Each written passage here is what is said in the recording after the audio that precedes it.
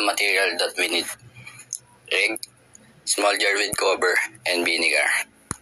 First, place the egg inside the clean jar. Second, pour the vinegar into the jar. Make sure that egg is soaked in the vinegar. Cover the jar.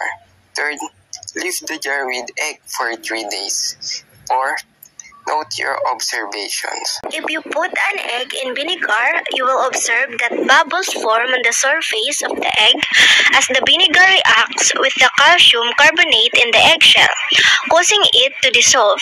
Over time, the eggshell will completely dissolve, leaving behind a rubbery, translucent egg that is able to bounce. What is the main chemical composition of eggshells? Give its chemical formula. The main chemical composition of eggshells is calcium carbonate with the chemical formula CaCO3. What is the main chemical composition of vinegar? Give its chemical formula. The main chemical composition of vinegar is acetic acid with the chemical formula calcium carbonate. 3. After 2 days, what we're seeing in the eggshell? What gas is produced? After 2 days, bubbles were seen forming on the eggshell. The gas produced is carbon dioxide. 4. What are the products when eggshell react with vinegar? Write in a chemical equation.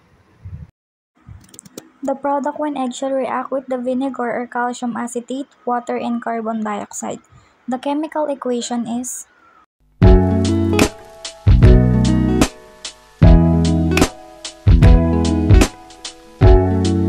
What will be the balance equation for your answer in number 5?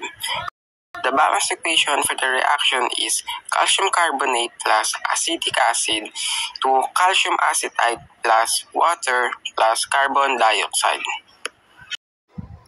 what type of chemical reaction is shown in the experiment? The acid reacts with the calcium carbonate in the eggshell, or CaCO3, to form calcium acetate, water, and carbon dioxide gas.